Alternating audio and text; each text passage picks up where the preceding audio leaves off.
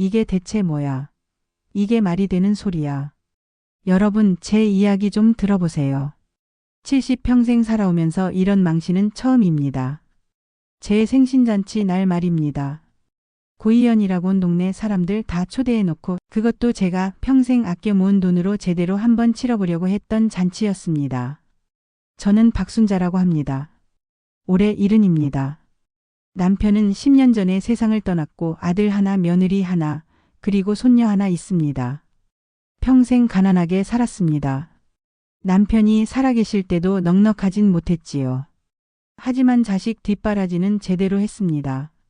아들 대학까지 보냈고 결혼도 시켜줬습니다.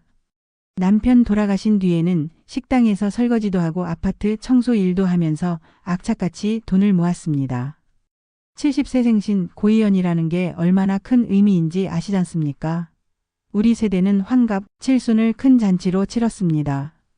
그게 우리 문화고 전통 아닙니까? 저도 제대로 한번 해보고 싶었습니다. 평생 남한테 손 벌리지 않고 살아온 사람으로서 마지막으로 체면 한번 세우고 싶었던 겁니다. 3개월 전부터 준비했습니다. 마을회관 예약하고 음식 메뉴 정하고 손님 명단 만들고 며느리 영희한테 플랜카드 주문 부탁했지요. 요즘은 다 업체에서 그런 거 만들어준다고 하더군요. 옛날처럼 직접 붓글씨 쓸 필요도 없이 말입니다. 영희가 알아서 잘 해준다기에 맡겼습니다. 잔치 전날 밤 저는 설레서 잠을 못 잤습니다. 70년을 살아온 제 인생의 큰 날이었으니까요. 새벽같이 일어나서 한복을 꺼내 입었습니다. 남편 돌아가시고 처음 입어보는 한복이었습니다. 거울을 보니 주름은 많아도 오늘만큼은 당당해 보였습니다. 아침 6시쯤 마을회관으로 향했습니다. 플랜카드가 제대로 걸렸나 확인하고 싶었거든요. 회관이 가까워질수록 가슴이 두근거렸습니다. 저를 축하해주는 큰 현수막이 걸려있을 거라고 생각하니 벌써부터 뿌듯했지요. 그런데 회관 앞에 도착해서 플랜카드를 본 순간 저는 그 자리에 얼어붙고 말았습니다. 눈을 의심했습니다. 다시 보고 또 봤습니다. 하지만 분명했습니다. 거기에는 박순자 할머니 고이연이 아니라 동양산업 김철수 회장 70주년 기념이라고 크게 써 있었던 겁니다. 김철수? 동양산업? 그게 뭡니까? 제가 아는 사람도 아니고 들어본 적도 없는 이름입니다. 손에 들고 있던 보자기가 바닥에 떨어졌습니다. 안에는 일찍 오실 손님들한테 드릴 인절미가 들어 있었는데 그걸 주울 생각도 나지 않았습니다. 다리에 힘이 풀려서 그 자리에 주저앉을 뻔했습니다. 손님들이 도착하기 시작했습니다. 아침 일찍부터 오신 분들이 하나둘씩 모여들었지요. 그분들 표정을 보는 순간 저는 알았습니다. 다들 플랜카드를 봤다는 걸. 웅성거리는 소리가 들렸습니다. 아니 저게 뭐야? 박순자 할매 잔치 아니었어? 김철수 회장. 동양산업? 그게 뭔데? 할매가 돈이 없어서 남의 플랜카드 쓰는 건가? 후원받아서 잔치 여는 거 아냐? 에고 쪽팔려서. 그 소리가 칼처럼 제 가슴을 찔렀습니다. 후원받아서 잔치 연다고요? 저는 평생 남한테 손 한 번 벌리지 않고 살아온 사람입니다. 식당에서 설거지하고 청소하고 품팔이 하면서 번 돈으로 이 잔치를 준비했습니다. 그런데 후원받아서 잔치 연다는 소리를 들으니 얼굴이 화끈거렸습니다. 그때 아들 민수가 헐레벌떡 달려왔습니다. 며느리 영희도 뒤따라왔지요. 이게 대체 어떻게 된 거예요? 이 세상에 플랜카드가 왜 이래요? 민수가 플랜카드를 보더니 얼굴이 새빨개졌습니다. 그리고는 영희한테 버럭 소리를 질렀습니다. 당신이 주문했잖아. 확인은 했어? 여보가 업체 알아봤으면서 왜 나한테 화를 내요? 내가 분명히 제대로 주문했어. 당신이 다시 확인했어야지. 부부가 손님들 앞에서 서로 소리를 지르며 싸우기 시작했습니다. 저는 그 꼴을 보면서 가슴이 무너져 내렸습니다. 제 생신잔치 자리에서 그것도 온 동네 사람들이 다 보는 앞에서 말입니다. 손님들은 그 광경을 보며 킥킥거렸습니다. 어떤 분은 고개를 절레절레 흔들었고 어떤 분은 핸드폰을 꺼내 사진을 찍기 시작했습니다. 그때 손녀 지혜가 울상을 하고 달려왔습니다. 할머니, 큰일 났어요. 친구들 단톡방에 사진이 벌써 돌아다녀요. 제 70세 생신잔치가 유튜브에 올라가고 있었습니다. 동네 망신이 이제 인터넷 망신이 되는 겁니다. 지혜는 핸드폰 화면을 보여줬습니다. 댓글들이 달리기 시작하더군요. 키읔 이게 뭐야, 돈 없어서 남의 플랜카드 쓰나봐, 불쌍하다 같은 말들이 줄줄이 달렸습니다. 저는 그 순간 직감했습니다. 이게 단순한 실수가 아니라는 걸. 누군가 의도적으로 저를 망신 주려고 꾸민 일이라는 걸 말입니다. 잔치는 시작도 하기 전에 난장판이 되어버렸습니다. 여러분, 우리 세대가 가장 중요하게 여기는 게 뭔지 아십니까? 바로 체면입니다. 가난해도 당당하게, 어려워도 남한테 손 안 벌리고 살아야 한다는 게 우리가 배운 삶의 자세 아니었습니까? 저도 그렇게 살아왔습니다.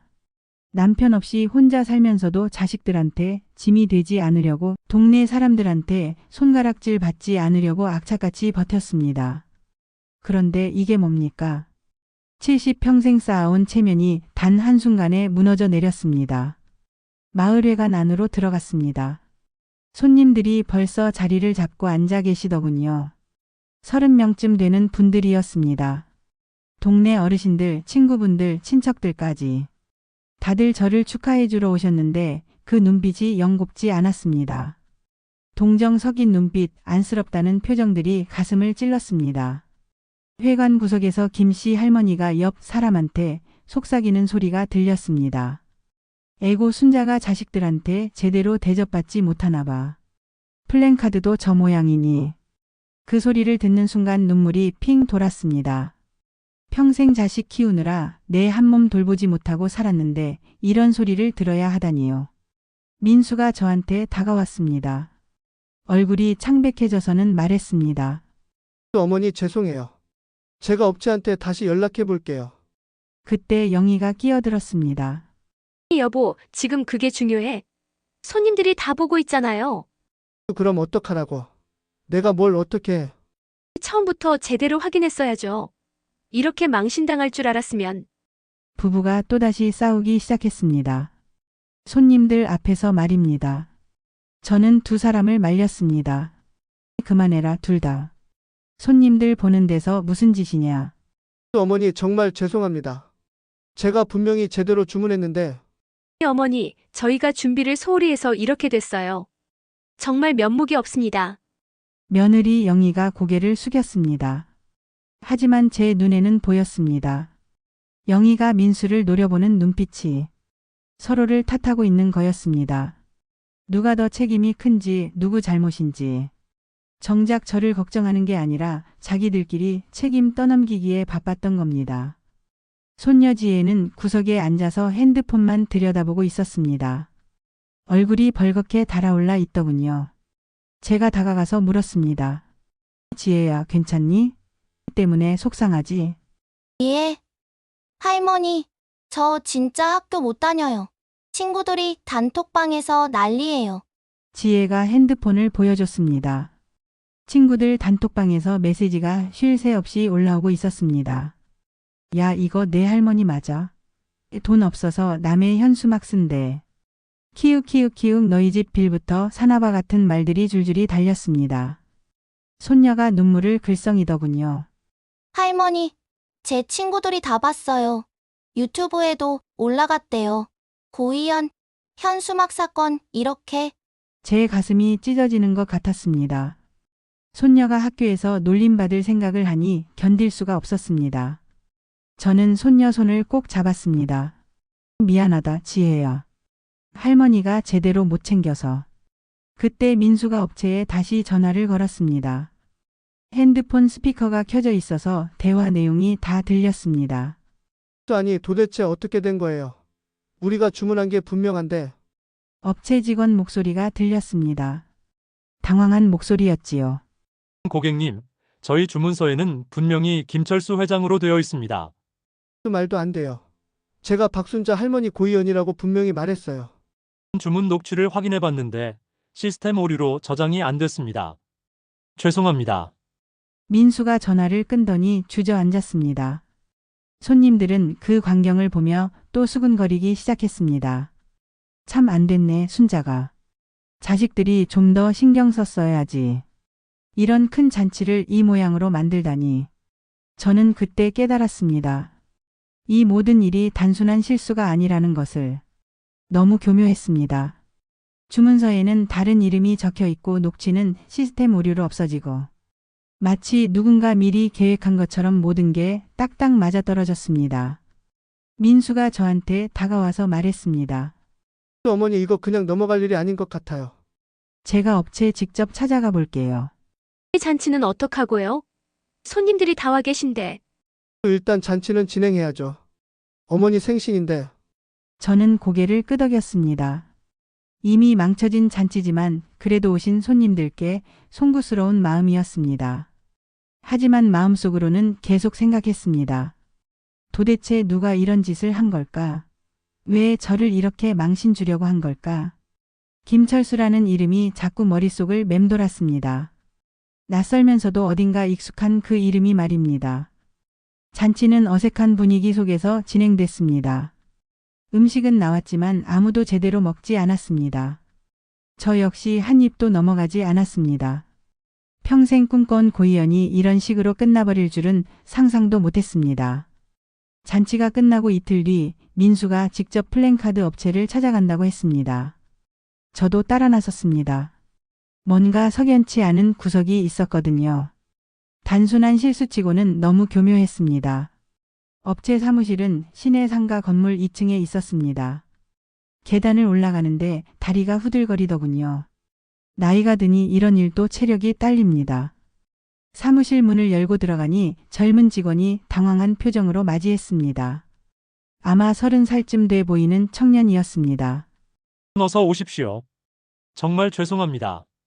저희도 어떻게 된 일인지 파악이 안 돼서. 주문 내역 좀 보여주세요. 제대로 확인해 봐야겠어요. 직원이 컴퓨터를 뒤적이더니 주문서를 출력해서 내밀었습니다. 저도 민수 옆에서 찬찬히 살펴봤습니다. 주문자 이름은 분명 민수로 되어 있었습니다.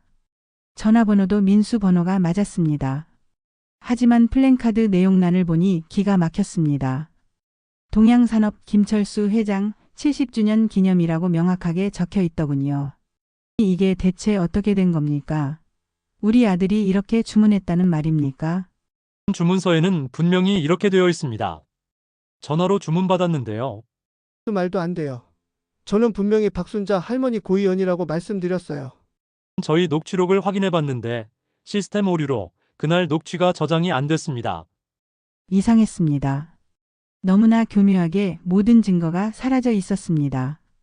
저는 주문서를 자세히 들여다봤습니다. 오래 살다 보니 이런저런 서류는 많이 봤습니다.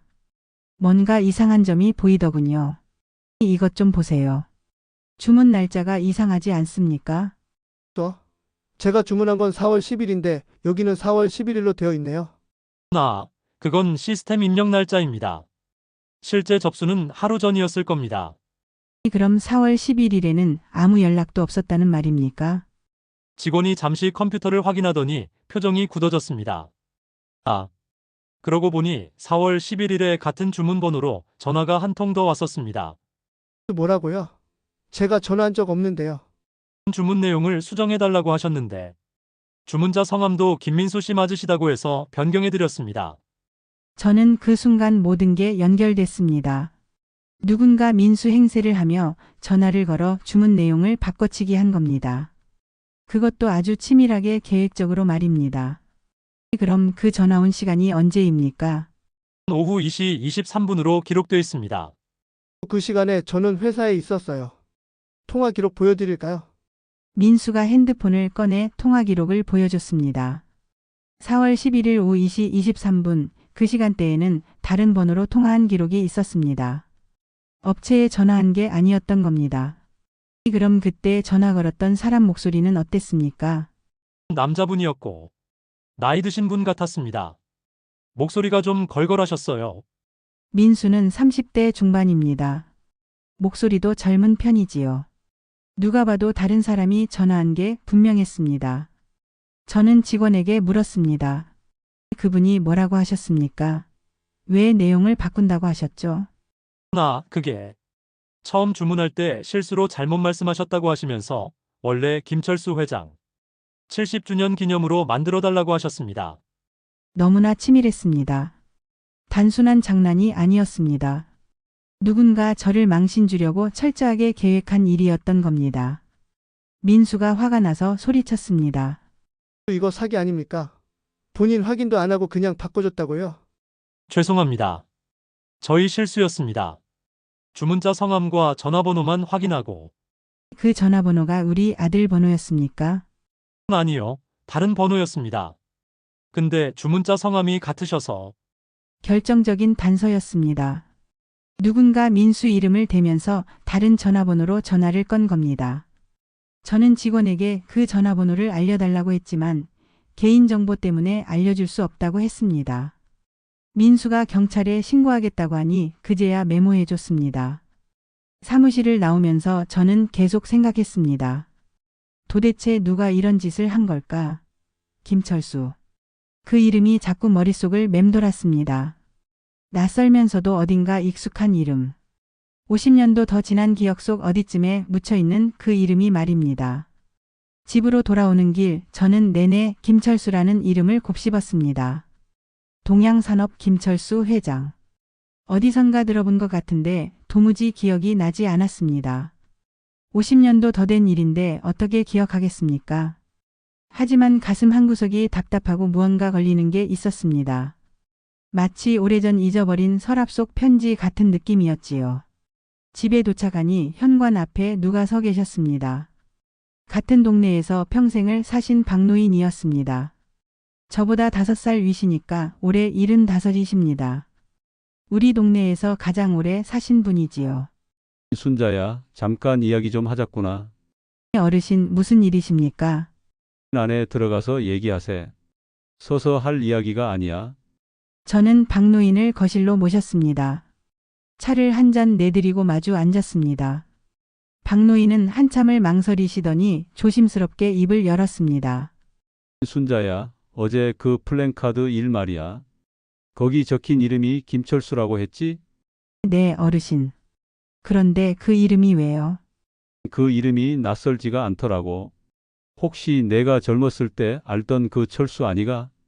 순간 머릿속이 하얘졌습니다. 철수.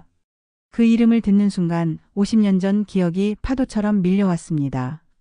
20살 제가 시집 오기 전 이야기입니다. 그때 저는 철수라는 청년을 만났었습니다. 가난한 집안 출신이었지만 야망이 컸던 사람이었지요. 서울로 올라가서 크게 성공하겠다고 늘 말했습니다. 설마 그 철수가 아니겠지요. 내가 몇 년 전에 들었어. 그 친구가 서울 가서 엄청 크게 됐다고. 동양산업이라는 회사 차렸다던데. 이제 회장이 됐다고 하더라고. 가슴이 철렁 내려앉았습니다. 그렇다면 이건 우연이 아니었습니다. 50년 전 헤어진 그 사람이 지금도 저를 기억하고 있었던 겁니다.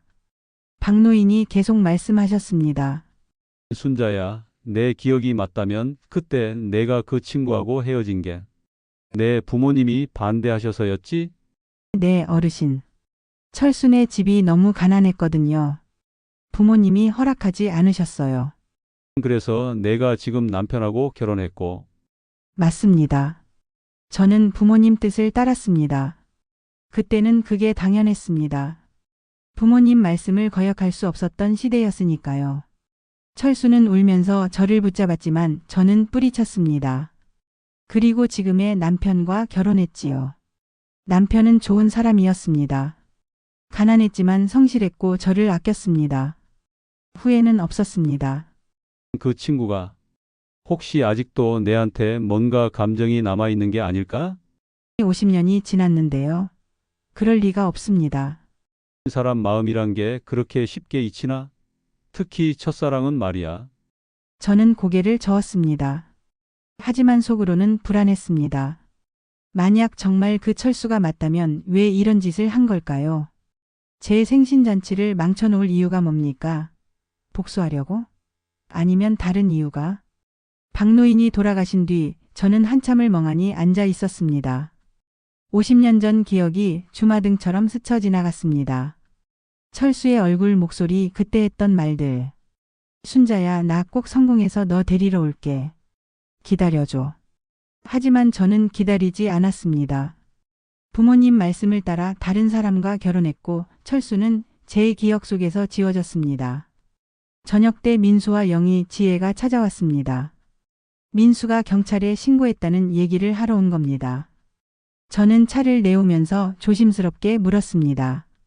민수야, 김철수라는 사람. 혹시 아빠한테 들어본 적 있니? 김철수요? 아니요, 처음 듣는 이름인데요. 왜요? 엄마가. 젊었을 때 잠깐 알던 사람이야. 순간 식탁이 조용해졌습니다. 민수와 영희가 서로 눈빛을 교환했습니다. 지혜도 할머니를 쳐다봤습니다. 어머니, 그게 무슨 말씀이세요? 시집 오기 전에 잠깐 만났던 사람이야. 근데 그 사람이 지금 동양산업회장이래. 그럼 그 사람이 일부러 플랜카드를 바꿔치기 한 거예요? 확실하진 않아. 하지만 우연치고는 너무 교묘하지 않니? 영희 얼굴에 묘한 표정이 스쳤습니다. 민수도 뭔가 생각에 잠긴 듯 했습니다. 저는 그 눈빛을 놓치지 않았습니다. 자식들이 뭔가 계산하고 있다는 걸 알 수 있었습니다. 큰 회장이 저의 옛 인연이라는 사실에 무언가 기대를 품기 시작한 겁니다. 플랜카드 사건 이후 집안 분위기가 묘하게 변하기 시작했습니다. 민수와 영희가 유난히 저한테 잘해주기 시작한 겁니다. 매일같이 전화해서 안부를 묻고 비싼 과일을 사들고 오고 갑자기 외식하자고 조르더군요. 뭔가 속셈이 있다는 게 눈에 훤히 보였습니다. 저는 다 알고 있었습니다. 얘네들이 김철수라는 이름에 혹한 거라는 걸. 동양산업회장이 저의 옛 인연이라는 사실에 무언가 기대를 품은 거지요. 하지만 저는 가만히 지켜보기로 했습니다. 자식들의 본심이 어떤지 확실히 보고 싶었거든요. 일주일쯤 지났을 때였습니다. 저는 화장실에 갔다가 거실로 돌아오는 길에 부엌에서 들리는 소리를 들었습니다. 민수와 영희가 작은 목소리로 얘기하고 있었습니다. 저는 복도에 멈춰서서 귀를 기울였습니다. 그 김철수 회장이랑 엄마가 옛날에 사귀었다며? 그럼 우리한테도 기회 아냐? 네, 맞아요. 저쪽에서 먼저 플랜카드로 신호를 보낸 거잖아요. 아직 미련이 있다는 거죠. 근데 엄마가 연락할까? 50년이나 지났는데. 우리가 중간에서 좀 도와드려야죠. 제외라도 시키면 뭐 좋은 일 생기지 않겠어요? 가슴이 철렁 내려앉았습니다. 자식들이 저를 뭐로 보는 겁니까? 돈벌이 수단으로 보는 건가요? 저는 일부러 기침을 크게 했습니다. 부엌에서 대화 소리가 뚝 끊겼습니다. 거실로 들어가니 두 사람이 어색한 표정으로 서 있더군요. 무슨 얘기하니? 아무것도 아니에요, 어머니. 저녁 메뉴 얘기했어요. 저는 아무 말 없이 소파에 앉았습니다. 속이 뒤집히더군요. 하지만 참았습니다. 더 지켜보고 싶었습니다. 며칠 뒤 더 가관인 일이 벌어졌습니다. 지혜가 황급히 찾아와서 말했습니다. 할머니, 아빠가 이상한 짓 하는 것 같아요. 무슨 소리니? 아빠가 김철수 회장 회사에 전화했대요. 엄마랑 통화하는 거 제가 들었어요. 뭐라고? 비서실에 전화해서 할머니가 회장님이랑 옛날에 아는 사이라고 했대요. 만남 주선하려고 한 것 같아요. 저는 더 이상 참을 수 없었습니다. 자식이 제 허락도 없이 그런 짓을 하다니요. 저는 즉시 민수에게 전화를 걸었습니다. 민수야, 당장 집으로 와라. 영희도 데리고. 1시간 뒤 민수와 영희가 집에 도착했습니다. 두 사람 얼굴에 긴장감이 역력했습니다. 저는 거실에 앉혀놓고 단호하게 말했습니다. 너희들 나를 뭐로 보는 거니? 또 엄마 무슨 말씀을? 김철수 회장 회사에 전화한 거 다 안다. 너희가 무슨 생각하는지도 다 알아. 민수와 영희가 당황한 표정으로 서로를 쳐다봤습니다. 저는 계속 말했습니다. 엄마가 옛날 인연이라고 해서 거기서 뭐 얻어낼 수 있을 거라고 생각했냐. 재회시키면 돈이라도 들어올 거라고? 어머니, 오해예요. 우리는 그냥 어머니가 옛 친구라도 만나시면 좋을까 싶어서. 좋을까 싶어서. 아니면 너희 주머니가 두둑해질까 싶어서. 민수가 고개를 숙였습니다. 영희도 아무 말 하지 못했습니다. 저는 한숨을 깊이 쉬며 말을 이었습니다. 너희 아빠 돌아가시고 10년이야. 그동안 엄마가 얼마나 열심히 살았는지 아냐? 식당 설거지하고 아파트 청소하고 손주 뒷바라지 하면서 돈 모았어. 그런데 너희는? 또 엄마 우리도. 너는 사업 망하고 엄마한테 손 벌렸고 며느리는 친정에서 돈 빌려다 쓰고 있잖니. 그러면서 엄마 옛 인연한테 손 벌릴 생각을 하다니. 두 사람이 고개를 들지 못했습니다. 저는 계속했습니다. 엄마가 평생 뭘 가르쳤니? 남한테 손 벌리지 말고 당당하게 살라고 했잖니. 그런데 너희는 지금 뭐 하는 거니? 죄송합니다, 어머니. 정말 죄송해요. 저희가 너무 앞서 나갔어요. 저는 두 사람을 보며 말했습니다. 앞으로 이런 짓 다시는 하지 마라. 김철수 회장이고 뭐고 엄마는 관심 없어. 50년 전 일은 다 지나간 일이야. 하지만 속으로는 알고 있었습니다.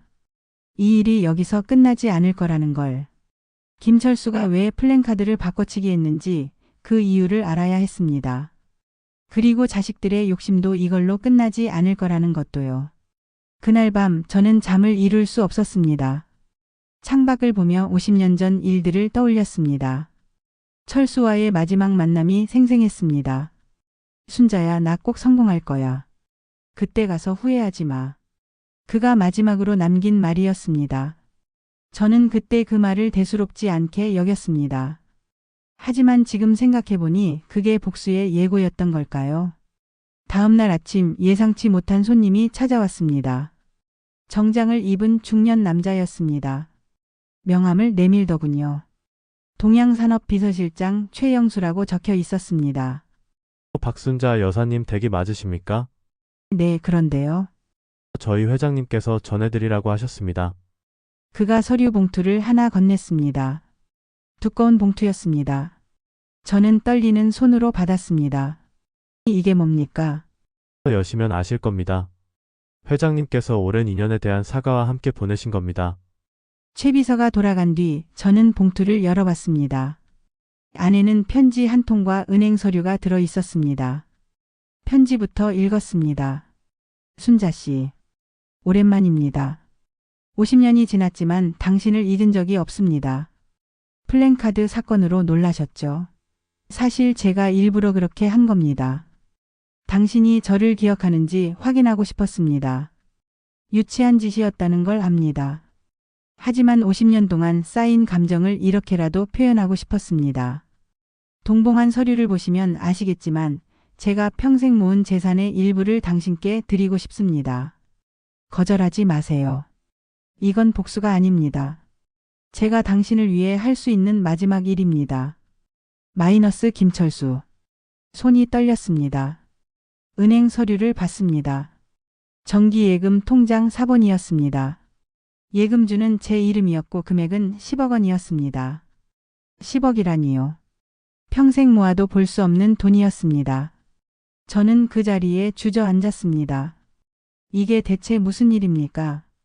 50년 전 헤어진 사람이 갑자기 10억을 준다니. 그것도 제 생신잔치를 망쳐놓고 나서 말입니다. 머리가 복잡했습니다. 그때 현관문이 열리는 소리가 들렸습니다. 민수였습니다. 아침 일찍 무슨 일인지 찾아왔더군요. 또 어머니 아침 드셨어요. 제가 죽 끓여왔는데. 민수가 제 표정을 보더니 물었습니다. 또 어머니 무슨 일 있으세요? 안색이 안 좋으신데. 저는 잠시 망설이다가 편지와 서류를 보여줬습니다. 민수가 읽더니 눈이 휘둥그레졌습니다. 이게 10억이요? 김철수 회장이 어머니한테? 방금 비서가 다녀갔다. 또 어머니 이거 받으시는 거예요. 모르겠다. 너무 갑작스러워서. 민수 눈빛이 변했습니다. 10억이라는 금액에 이성을 잃은 것 같았습니다. 또 어머니 당연히 받으셔야죠. 이게 얼마인데요? 하지만 또 어머니 이건 어머니 돈이에요. 회장님이 어머니한테 주신 거잖아요. 우리 집안 사정 생각하시면. 저는 아들의 변한 얼굴을 보며 가슴이 아팠습니다. 방금 전까지 죄송하다던 사람이 돈 앞에서는 완전히 달라져 있었습니다. 민수야, 이 돈은. 그때 영희도 급하게 들어왔습니다. 민수가 전화했나 봅니다. 어머니, 들었어요. 10억이라고요? 두 사람이 제 앞에서 흥분해서 떠들기 시작했습니다. 이 돈으로 뭘 할지 어디에 쓸지. 마치 자기들 돈인 것처럼 말입니다. 저는 그 모습을 보며 깨달았습니다. 제 자식들이 정말 원하는 게 뭔지. 저에 대한 사랑이 아니라 돈이었던 겁니다. 너희들 입 다물어라. 제가 단호하게 말하자 두 사람이 멈췄습니다. 이 돈 내가 어떻게 쓸지는 내가 정한다. 너희가 입댈 일이 아니야. 하지만 어머니, 저희도 가족인데. 가족? 지난 일주일 동안 너희가 뭘 했는지 다 봤어. 엄마 걱정한 게 아니라 돈 계산한 거잖니. 어머니, 오해예요. 오해가 아니야. 엄마는 다 안다. 너희가 엄마를 어떻게 생각하는지. 저는 서류를 챙겨서 방으로 들어갔습니다. 그리고 문을 닫았습니다. 밖에서 민수와 영희가 뭐라고 하는 소리가 들렸지만 듣지 않았습니다. 저는 결심했습니다. 이 돈을 어떻게 쓸지, 그리고 자식들에게 무엇을 가르쳐 줄지 말입니다. 일주일이 지났습니다. 저는 그동안 집에만 있었습니다. 민수와 영희가 매일 전화했지만 받지 않았습니다. 지혜만 가끔 들러서 안부를 물었습니다.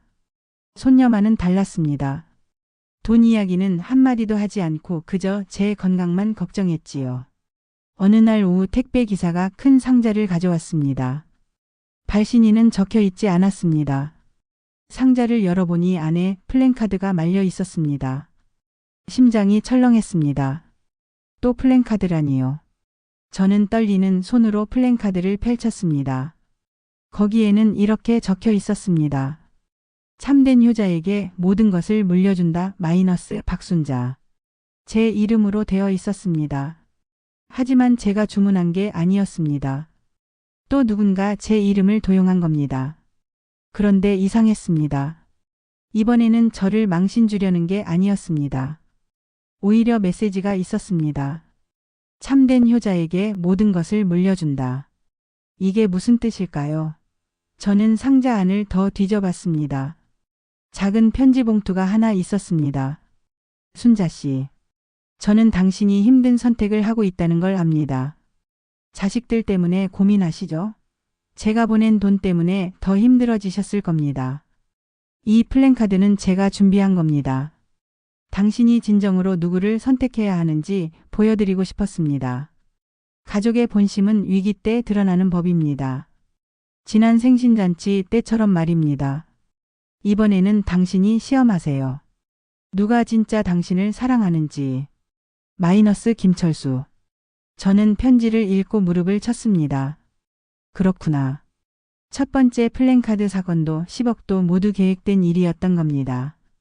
김철수는 제 가족의 본심을 시험하려고 했던 거였습니다. 그리고 이제 선택은 제 몫이었습니다. 저는 곰곰이 생각했습니다. 지난 일주일 동안 누가 저를 진심으로 걱정했는지. 민수는 매일 전화해서 돈 이야기만 했습니다. 영희는 그 돈으로 빚을 갚자고 했습니다. 하지만 지혜는 달랐습니다. 단 한 번도 돈 이야기를 하지 않았습니다. 그저 제 곁에 있어줬습니다. 저는 결심했습니다. 이 플랜카드를 이용해서 마지막 시험을 해보기로 말입니다. 저는 민수에게 전화를 걸었습니다. 민수야, 내일 우리 집으로 와라. 영희랑 지혜도 데리고. 중요한 이야기가 있다. 어머니, 무슨 일이세요? 내일 보면 알아. 다음 날 세 사람이 모두 모였습니다. 저는 거실에 그 플랜카드를 펼쳐놓았습니다. 참된 효자에게 모든 것을 물려준다. 어머니, 이게 뭐예요? 엄마가 준비한 거야. 김철수 회장이 보낸 10억, 그리고 엄마가 평생 모은 재산. 이 집과 땅까지 포함해서 말이야. 그럼 상속 이야기세요? 그래. 엄마가 죽으면 누구한테 물려줄지 정하려고. 민수와 영희 눈빛이 변했습니다. 두 사람이 서로를 쳐다보더니 저를 향해 고개를 숙였습니다. 어머니, 제가 장남인데 당연히 제가. 어머니를 모시는 건 저잖아요. 제가 받아야. 두 사람이 서로 자기가 받아야 한다고 우기기 시작했습니다. 지혜는 구석에 조용히 앉아 있었습니다. 지혜야, 너는? 할머니, 저는 상관없어요. 건강하시면 돼요. 그 말을 듣는 순간 저는 눈물이 났습니다. 민수와 영희는 여전히 자기들끼리 다투고 있었습니다. 누가 더 효도했는지, 누가 더 자격이 있는지. 저는 그 모습을 보며 확신했습니다. 그만. 둘 다 입 다물어. 제가 소리를 지르자 두 사람이 멈췄습니다. 너희가 효자야? 엄마 돈만 탐내면서. 어머니 그게 아니라 아니긴 뭐가 아니야. 너희는 엄마가 아니라 엄마 돈을 본 거잖아. 저는 지혜를 바라봤습니다. 손녀는 조용히 울고 있었습니다. 지혜야. 네. 할머니, 내가 유일하게 진심으로 걱정해줬어. 돈 이야기는 한마디도 안 했지. 할머니, 저는 당연한 거 했을 뿐이에요. 저는 결심했습니다. 이제 마지막 선언을 할 때가 왔습니다. 저는 자리에서 일어났습니다. 민수와 영희를 똑바로 바라보며 말했습니다. 엄마가 오늘 발표하겠다. 김철수 회장이 보낸 10억 엄마가 평생 모은 돈 이 집과 땅. 모두 합치면 15억 정도 될 거야. 민수와 영희가 숨을 죽였습니다. 15억이라는 금액에 눈빛이 변했지요. 이 모든 재산을 엄마는 단 한 사람에게 물려줄 거야. 또 어머니 그게 조용히 해. 엄마 말 끝까지 들어. 저는 지혜를 바라봤습니다.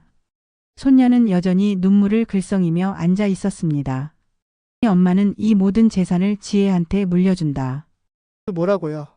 어머니, 그게 무슨 말씀이세요? 저희는요? 너희는 이미 받을 만큼 받았어. 대학 등록금, 결혼자금, 사업자금. 엄마가 평생 벌어서 다 줬잖니. 하지만 저는 장남이에요. 당연히 제가 장남? 장남이 뭘 했는데? 엄마 생신잔치 망치고 엄마 돈 탐내고 그게 장남이 할 짓이냐? 어머니, 저희가 잘못했어요. 다시 한 번만 기회를. 이 기회는 이미 줬어. 지난 일주일 동안 말이야. 그런데 너희는 뭘 했니? 돈 이야기만 했잖아. 저는 지혜에게 다가갔습니다. 손녀 손을 잡았습니다. 지혜야, 할머니 말 잘 들어. 이 돈으로 내 인생 제대로 살아. 대학 가고 하고 싶은 일하고. 그리고 할머니, 저는 그런 거 바라지 않았어요. 알아. 그래서 내한테 주는 거야. 너만이 진짜 할머니를 사랑했으니까. 민수가 소파에 주저앉았습니다. 영희는 울기 시작했습니다. 하지만 저는 마음이 흔들리지 않았습니다. 이미 결정한 일이었습니다. 또 어머니 제발 다시 생각해 주세요. 이미 변호사한테 유언장 작성했다. 엄마가 죽으면 모든 재산은 지혜 앞으로 간다. 어머니, 저희가 정말 잘못했어요. 용서해주세요. 두 사람이 무릎을 꿇었습니다. 하지만 이미 늦었습니다. 저는 단호하게 말했습니다. 너희한테 해줄 말이 하나 더 있어. 김철수 회장이 왜 그 플랜카드를 보냈는지 아냐? 그게 너희 본심을 시험하려고 그런 거야. 위기 때 가족의 진짜 모습이 드러난다고. 그리고 너희는 완벽하게 실패했어. 저는 가방에서 김철수가 보낸 편지들을 꺼냈습니다. 이거 다 봐라. 첫 번째 플랜카드도 10억도 두 번째 플랜카드도 다 계획된 거였어. 너희 본심을 보려고 말이야. 민수가 편지를 읽더니 고개를 떨구었습니다. 영희는 말없이 울기만 했습니다. 엄마는 실망했다. 평생 너희한테 뭘 가르쳤는데 돈 앞에서 이렇게 변하다니. 죄송합니다, 어머니. 미안하다고 달라지는 건 없어. 이미 너희 본심을 봤으니까. 저는 지혜를 다시 바라봤습니다. 지혜야, 할머니가 죽으면 이 집 주인은 너야. 내 아빠한테 쫓겨나지 마. 당당하게 살아. 할머니는 안 돌아가세요. 오래오래 사세요. 그래, 할머니 아직 오래 살 거야. 내가 결혼하는 것도 봐야지. 민수와 영희는 한참을 그 자리에 앉아 있었습니다. 저는 더 이상 할 말이 없었습니다. 그들을 내보냈습니다. 며칠 뒤 김철수 회장한테서 연락이 왔습니다. 비서를 통해서였습니다. 여사님, 회장님께서 한번 뵙고 싶어 하십니다. 회장님한테 전해주세요. 고맙지만 만날 생각 없다고. 50년 전에 이미 끝난 일이라고요. 하지만 대신 이것만 전해주세요. 회장님 덕분에 제 가족의 진짜 모습을 봤다고. 그리고 제대로 된 선택을 할 수 있었다고. 감사하다고 전해주세요. 전화를 끊고 나니 마음이 후련했습니다. 70평생 살면서 가장 큰 결정을 내렸습니다. 자식이 아닌 손녀를 선택했습니다. 핏줄보다 진심을 선택했습니다. 지혜가 저녁을 준비하러 왔습니다. 부엌에서 음식 만드는 소리가 들렸습니다. 저는 창밖을 보며 생각했습니다. 그 플랜카드 해프닝이 아니었다면 저는 평생 모르고 살았을 겁니다. 제 가족의 진짜 모습을 말입니다. 김철수가 보낸 플랜카드는 저한테 거대한 선물이었습니다. 망신이 아니라 깨달음이었습니다. 70세 생신잔치는 망쳤지만 덕분에 제 인생에서 가장 중요한 진실을 알게 됐습니다. 진짜 가족은 피가 아니라 마음으로 연결된다는 것을 말입니다. 저녁상을 차린 지혜가 저를 불렀습니다. 할머니, 밥 드세요. 그래, 우리 손녀. 같이 먹자. 두 사람이 마주 앉아 밥을 먹었습니다. 민수와 영희 없이도 식탁은 따뜻했습니다. 진심이 있으니까요. 저는 이제 알았습니다. 행복은 많은 것에 있지 않고 진심 어린 한 사람에게 있다는 것을 말입니다. 그날 밤 저는 오랜만에 편안하게 잠들었습니다. 70평생 중 가장 평화로운 잠이었습니다. 지금까지 제 이야기를 들어주셔서 정말 감사합니다. 여러분의 작은 관심과 응원이 제겐 큰 힘이 됩니다. 구독과 좋아요 그리고 따뜻한 댓글은 더 많은 이야기로 보답할 수 있는 원동력이 됩니다. 다음 이야기에서 다시 찾아뵙겠습니다. 감사합니다.